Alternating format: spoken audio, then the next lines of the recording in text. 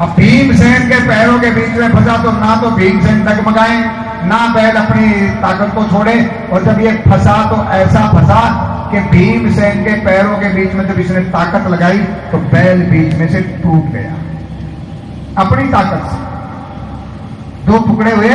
और फोर्स इतनी ज्यादा थी, इतनी ताकत लगा रहा था कि अगला हिस्सा पहाड़ की चोटी को लांग करके जाके गिरा नेपाल में,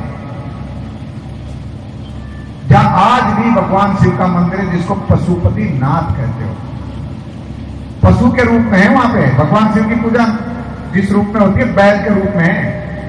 पशुपति नाथ में शिवलिंग नहीं है, शिव पार्वती नहीं बैठे हुए हैं, एक बैल का मुंह है सींग वाला, वही उसी की पूजा होती है। और जो केदार क्षेत्र में जहां पांडव ढूंढ रहे थे वहां जो शिव है वो बैल का पिछला हिस्सा चट्टान के रूप में, और पूंछ वाला वो केदार है। यहां भगवान शिव के दर्शन है और पांडव लोग स्वर्गलोक चले गए। आगे की कहानी है अभी समय नहीं। महाराज परीक्षित गद्दी पे बैठे,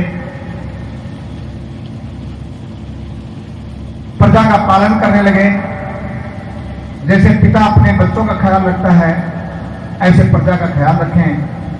बाप दादाओं का जो यश था उसको बढ़ाने लगे। संतों महात्माओं के चरणों में नमन करें, अपना मुकुट उतार करके संतों के चरणों में रख दें। संत सेवा का मौका मिले तो अपना भाग्य समझे, संतों को भगवान से भी ऊपर समझने लगे।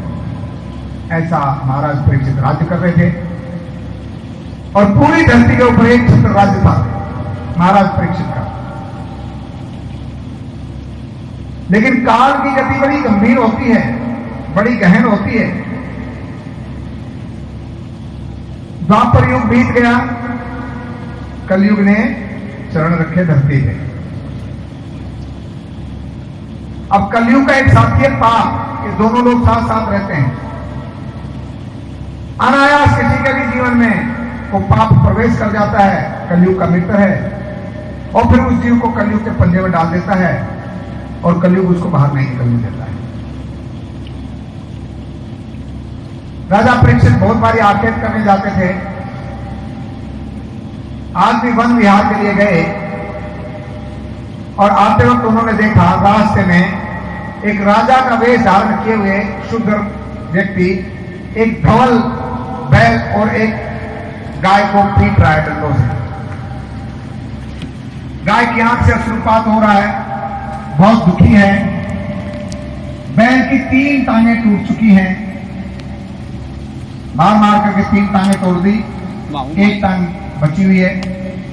वो बार बार डकराता है, मन मूत्र त्याग करता है और ये डंडों से मार रहा है। जब राजा परीक्षित ने देखा, एकदम से उसको ललकारा, घोड़े से उतरे, तलवार निकाली। कौन है तू पापी, मेरे राज्य में जो गाय और बैल को दुख दे रहा है?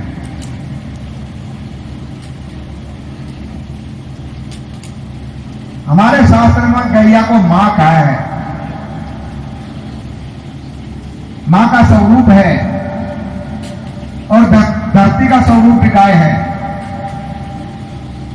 और धर्म को बैल का कहा है, बैल धर्म का स्वरूप है।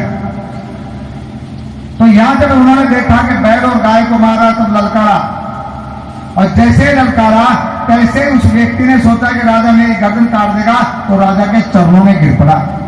महाराज त्राहिमाम, क्षमा करें, क्षमा करें। अब राज्य धर्म कहता है कि शरण आए हुए को आप नहीं मार सकते हैं। राजा ने राज्य धर्म का निर्माण किया और बैल से पूछने लगे,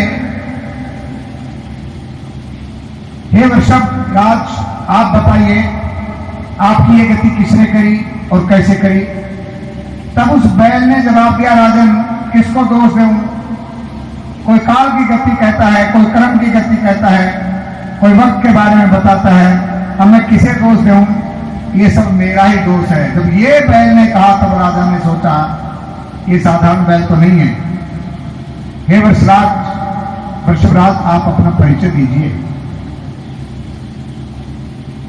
तब बैल ने कहा, मैं धर्म हूं और ये मेरे बाजू में खड़ी है धरती है।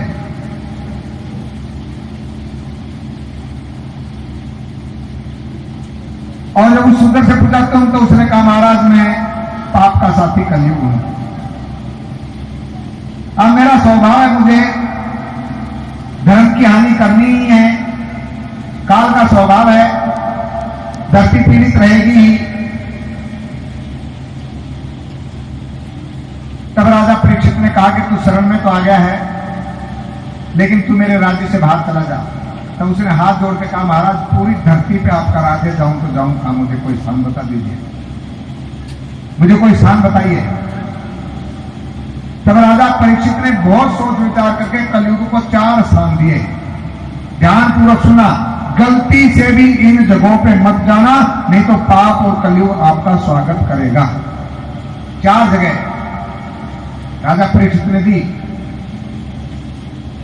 कौन कौन सी? नोट करो। नंबर 1, जहां दारू बेची और पी जाती है, जहां भी कहीं पे भी, चाहे आपका घर हो, चाहे ठेका हो, चाहे कोई, जहां दारू बेची और पी जाती है वहां पाप और कलयुग है, आपका सर्व सत्यानाश पक्का है। तो वो रोया महाराज ये तो बहुत खराब जगह है। मदिरा पान करने के बाद में व्यक्ति नहीं राक्षस हो जाता है। लेकिन एक बात बताऊं, कहीं